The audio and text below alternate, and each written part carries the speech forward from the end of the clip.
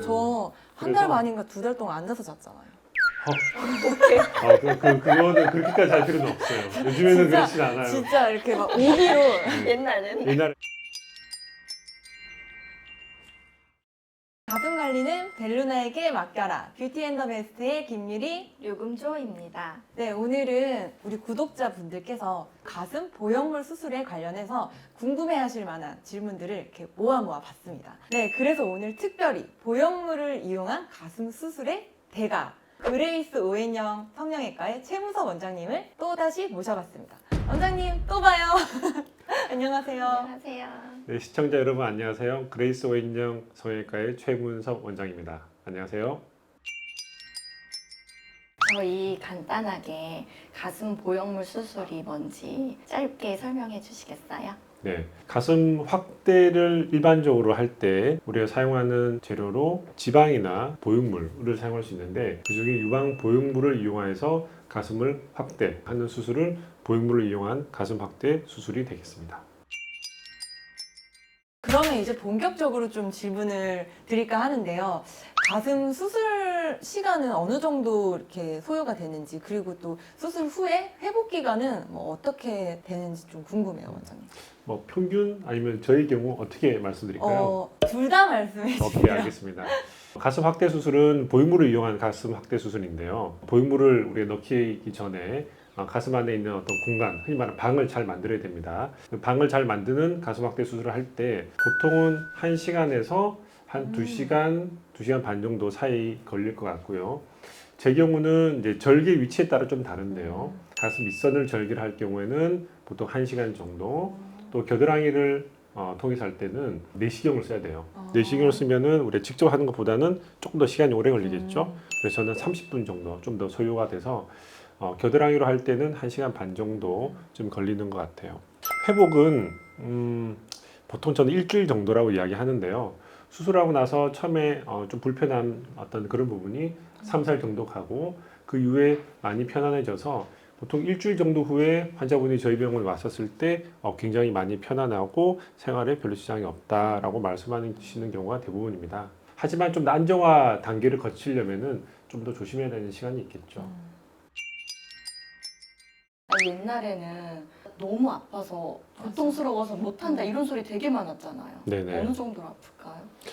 일단 옛날 이야기를 먼저 말씀드리면은 옛날에는 겨드랑이를 절개를 해서 많이 했고 내시경이라는 기계를 사용하지 않고 약간 그냥 블라인드로 좀 안 보이는 상태에서 좀 했었죠. 그러니까 통증이 많았던 거예요. 상담. 하지만은 요즘에는 그렇지 않습니다.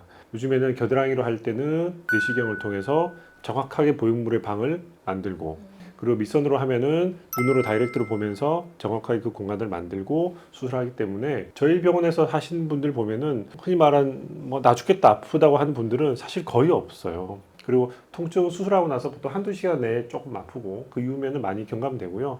한 다음 날이나 그 다음 날 오면은 물론 조금 통증이 있긴 하겠지만 충분히 견딜 만할 정도로 오는 것 같아요. 물론 이제 스킬에 따라서 병원에 따라서 약간 다르겠죠. 맞아요. 뭐 네. 저희 병원 이야기 한 거니까. 네.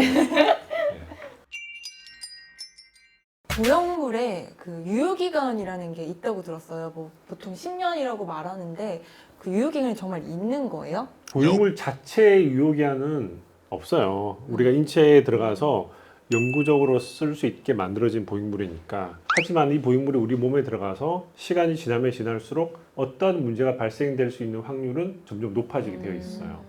옛날에 이제 어떤 뭐 보고나 연구에 보면은 10년 정도 지났었을 때 상당수의 환자분들이 보형물이 문제가 돼서 뭐 교체됐다 뭐 이런 내용들이 있거든요. 아마 그런 부분에서 좀 이렇게 전해져 오는 이야기가 아닐까 싶긴 한데요. 일단은 수술하고 나서 1년이 됐든 뭐 5년이 됐든 10년 뭐 20년이 됐든 문제가 발생되면은 언제든지 그걸 교체를 해야 되겠죠.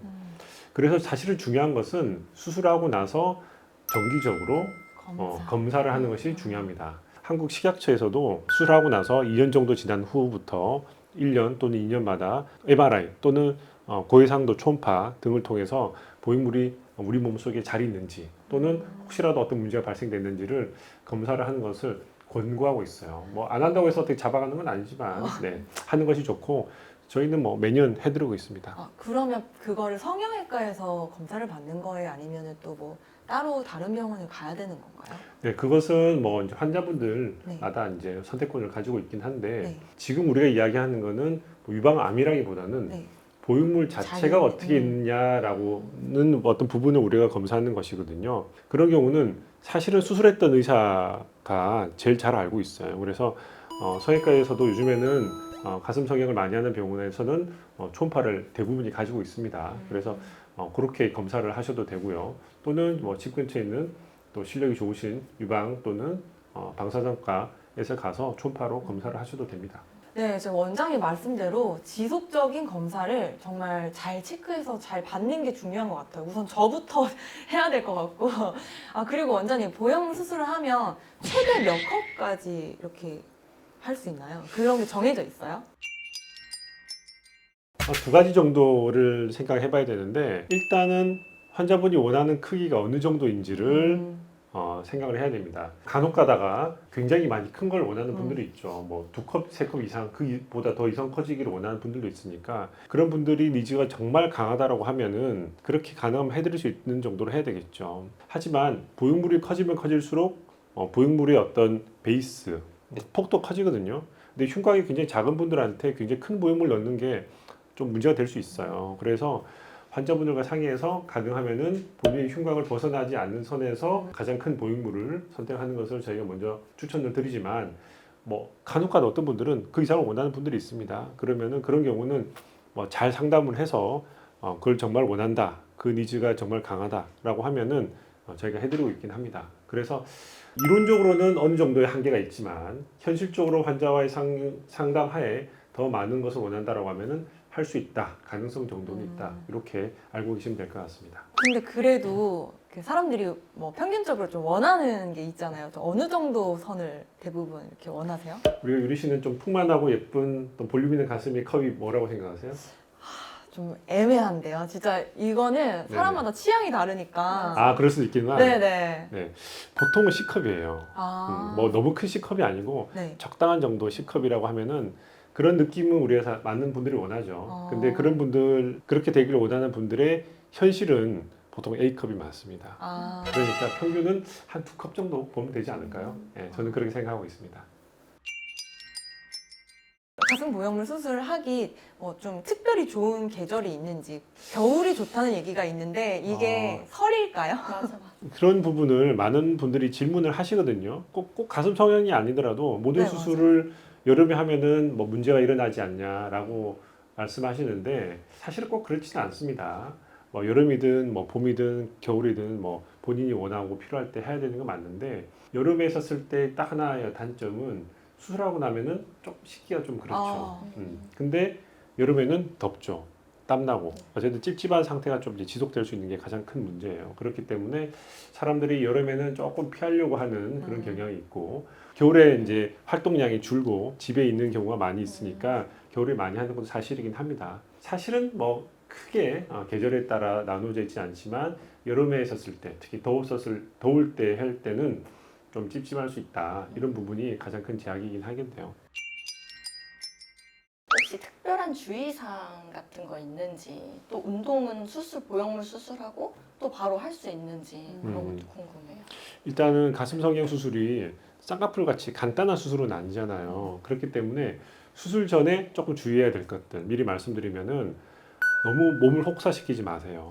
다이어트 하지 마시고 그래도 수술을 하고 회복을 해야 되니까 건강 관리 잘 하시고 그다음에 뭐 오메가3 같은 출혈을 일으키는 그런 뭐 건강 보조 식품은 이제 피하시고 그리고 이제 사실 이 수술을 하면서 몸이 좀 이렇게 더 아름다워지고 예뻐지잖아요.